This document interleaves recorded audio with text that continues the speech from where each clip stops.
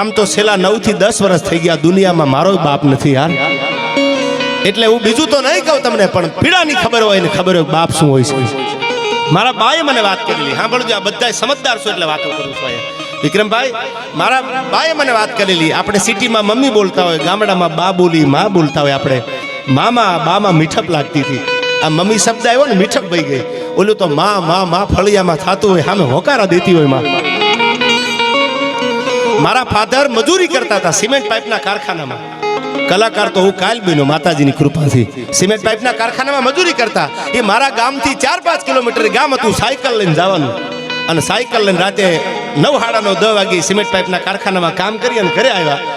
અને જમવાનું તૈયાર કરવાનું હતું. એમાં ચાની તપેલી હતી કે પાણીની તપેલી કે દૂધની તપેલી. એ દૂધની તપેલી જે હતી ગરમ દૂધની, એમાં મારી 1 વર્ષની ઉંમર. મારા બાએ કરેલી વાત, તમે ઘરના છો, એક શ્રદ્ધાંજલિ દેવા વિનુભાઈને મળ્યો છું ત્યારે મારા પોતાના ઘરની વાત કરું છું.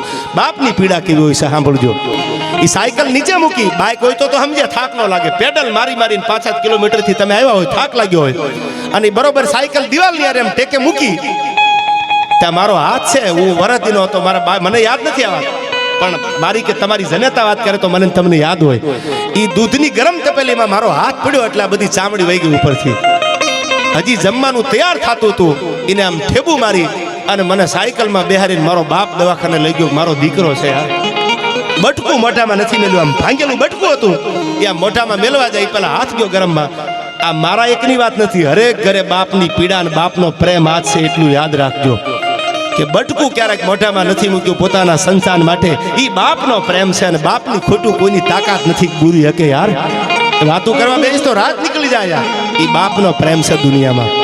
અને આ પરિવારને એટલું કહું છું, આ તો હોય જ, રાખતા જ હોય, પણ હું એક કલાકાર તરીકે નહીં, ભાઈ તરીકે એટલું કહું છું કે તમારા દીકરાને કદાચ ઓછું રખાય, તમારી દીકરીને ઓછું રખાય તો તમને મારે કહેવું નહીં પડે, તમે તો સમજદાર છો. આયા તેજીને ટકોરા કાફી હોય, પણ જોજો વિનુભાઈની દીકરીને ઓશિયાળું આહુડું ન પડે યાર. એ તમારી ફરજ બને છે, અને ફરજ ન ચૂકે ને એને દુનિયામાં કોઈની તાકાત નથી ઘરાવી શકે યાર. શું કામ? ભરતને યાદ કરવો પડે છે અટાણે. તો ન કહી દે અત્યારે 1 કરોડ હાટું 2 કરોડ હાટું થઈને દિવાલું ફળિયામાં પાયા ખોદાય છે. 2 કરોડ માટે, 5 કરોડ માટે જિગ્નેશભાઈ પાયા ખોદાઈ જાય કે તમારી પ્રોપર્ટી મારી પ્રોપર્ટી હાટું. અયોધ્યાની ગાદી જેમ લોભિયા માણાના ઘરે મહેમાન રજળતા ને, એમ અયોધ્યાની ગાદી રજળતી હતી કે મારા ભાઈ વગર હું ગાદીએ ન બેહું. ભલે કઈ કીધું, મારી જનેતાએ ભલે કીધું, પણ મારો ભાઈ નો જો ગાદીએ બેહું તો હું ખદડો ગણાવું. ભાઈ વગરનું બેકાર, હવે મને કડવું લાગે કાગડા. ભાઈ વગર મારાથી ગાદીએ ન બેહાય. સાહેબ, આ પ્રેમ છે. ત્યારે જાજી વાતો મારે કંઈ કરવી નથી. સમયના અનુસંધાને બધાય કલાકારોને સાંભળવા છે. બધી વાતો વીરરસની કરતો હોઈશું, પણ આજ વીરરસ કરવાનો માહોલ નથી યાર. આજ તો શ્રદ્ધાંજલિ દેવા માટે આવ્યા છીએ, શબ્દોની શ્રદ્ધાંજલિ. જ્યાં પણ વિનુભાઈની દિવ્ય ચેતના હોય ને ભગવાન ભોળોનાથ, ભગવાન શિવ, ભગવાન રાઘવેન્દ્ર સરકાર એના દિવ્ય આત્માને શાંતિ આપે. અને હું એટલી પ્રાર્થના કરું જગદંબાને કે જે દીકરી એમની લાટકૂટથી મોટી થઈ છે એને એવો પરિવાર મળે સાહેબ. બાપની ખોટ તો ભૂરાય નહીં કોઈ દી, પણ એવો સુખી પરિવાર મળે. અને જગદંબાના ખમકારા એની ઉપર કાયમ 9 લાખ લોબડિયાળીના વરહ તારે અને ટાણું આવે. ત્યારે મને હું છેલ્લી વાત કરી દઉં આયા કે જાહલ ચોરીએ ચડી, માંડવામાં જાહલ હતી અને જવતર હોમવા માટે ભાઈને બોલાવ્યા. આપણા હિન્દુના નિયમ છે કે ભાઈ હોય, કાકાનો દીકરો હોય, હગો ભાઈ હોય, જવતર હોમવા માંડવી આવે. અને તેથી કીધું કે જવતર હોમવા માટે બોલાવો. તેથી 9 સોરઠનો ધણી, એક તાલુકા પંચાયતના પ્રમુખને, એક તાલુકાના અધિકારીને, એક તાલુકાના જજને, એક તાલુકાના પીઆઈ કે ડીવાયએસપીને જિલ્લાના તમારે મળવા જવું હોય તો શર્ટના બટન બંધ કરવા પડે, ડિસિપ્લિનમાં જવું પડે, નિયમ ફોલો કરવા પડે. સાહેબ, આ તો 999 પાદરનો ધણીરા નવઘણ. અને કીધું જાહલને ચોરીએ ચડાવી દેવા બોદરની દીકરીને. તેથી જાહલ માંડવામાં જવતર હોમમાં આવ્યો. સડપ સડપ સડપ સડપ મોજડીઓનો અવાજ આવે છે. બે બાજુ આમ પોતાના માણસો રાજના હતા અને માંડવામાં પગ દીધો. જાહલને જવતર હોમતા હોમતા નવઘણ એટલું બોલ્યો, બેન, એ જાહલ, હું તો તારો જીભનો માનેલો ભાઈ, કે તું તો મારી જીભની માનેલી બેન છો. બેન, આ જવતર હોમમાં નથી આવ્યો કે તો જુનાણાની ગાદી આપી દઉં. કે ના બાપા, કાંઈ નથી જોતું. હવે સાંભળી લે જાહલ, આ મારા ચામડાની મોજડી બનાવીને તારા પગમાં પહેરાવું ને તો તારા બાપનો ઉપકાર અમારાથી ભૂલાશે નહીં જહાલ કે તો તું ક્યાંય આપી દો બેન કહી દે.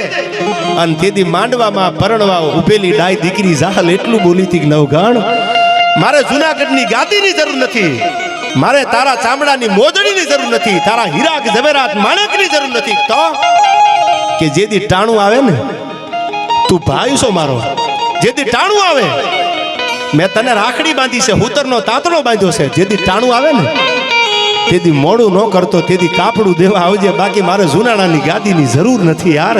જુનાણાની ગાદીની જરૂર હોત ને તો મારો બાપ હાથમાં તરવાર લઈ અને 12,000 આયરો તેથી યુદ્ધના મેદાનમાં ઉતરી ગયા.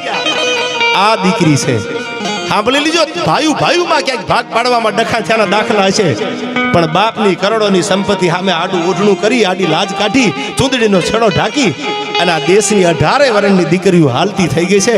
ગાડી હોય તો ગાડીમાં બેહી ગઈ છે, બળદગાડા હોય તો બળદગાડામાં બેહી ગઈ છે, અને કંકુવાળા બે થાપામાં દિવાલે મારતી ગઈ છે. તને કરોડ દિવાળી તારા રાત થપે મારા ભાઈ, મારે કાંઈ નથી જોતું. આથી સમર્પણ બીજું કયું હોય દીકરીનું? આથી દીકરીનો ત્યાગ કયો હોય? એટલે હું બધાને કહું છું કે તમારા કરોડોના સમયને કાઢી એક બાજુ મૂકી અને રક્ષાબંધને તમારી બેનની આગળ બેહીને બે હારી વાત કરજો, એના દુઃખના સમાચાર લીજો અને દીકરી માથે વાલપનો હાથ ફેરવજો. એટલે છેલ્લી કડીમાં ભગવાન રાઘવને પ્રાર્થના કરું કે જે દિવ્ય આત્મા અહીંથી નીકળ્યો છે એને આત્માને શાંતિ આપે, અને જ્યાં જાય બીજી યોનિમાં જાય, કદાચ આપણા નિયમ છે તો એને જિગ્નેશ બારોટ જેવો ભાઈબંધ મળે યાર, અને એના આત્માને શાંતિ આપે. ત્યારે ભગવાન રાઘવને છેલ્લી કડીમાં ક્યારે ગોકુળ ભૂષણ રામનું ગાદી તણું મૂરત હશે,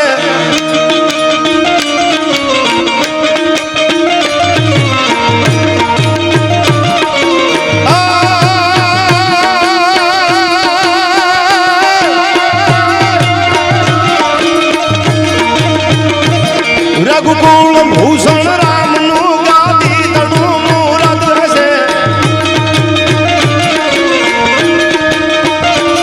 આજ્ઞા પિતાની પાળવાઈ વિકટ વનમાં જઈ વસે. આ ખાલી એટલા માટે ગાઉં છું, કાંઈ વાત બાપની જ આવે છે. સવારમાં મુહૂર્ત હતું, ચાંદલો તાણી અને અયોધ્યાની ગાદી પર બેહારવાના છે. તા બાપનો હુકમ છો, આ વાત બાપની જ આવે છે. મારો બાપ છે યાર, શું કીધું? રઘુકુળ ભૂષણ રામનું ગાદી તણું મૂરત હશે, આજ્ઞા પિતાની પાળવાઈ વિકટ વનમાં જઈ વસે.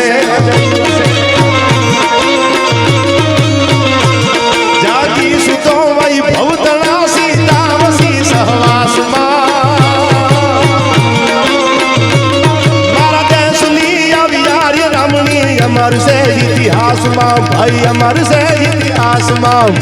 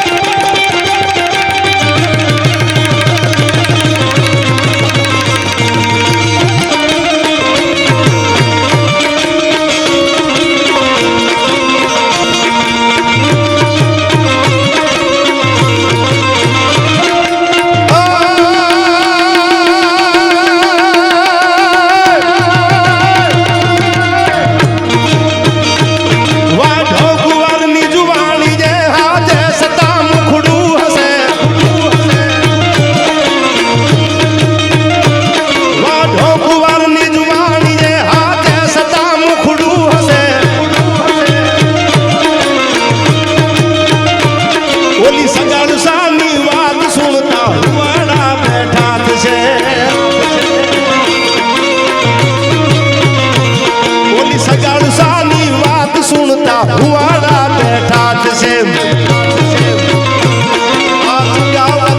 શીશ કાઢ્યું હરખ ને ઉલ્લાસમાં, મારા દેશની અવિયારી રમણી અમર છે ઇતિહાસમાં, ભાઈ અમર છે ઇતિહાસમાં, ભાઈ અમર.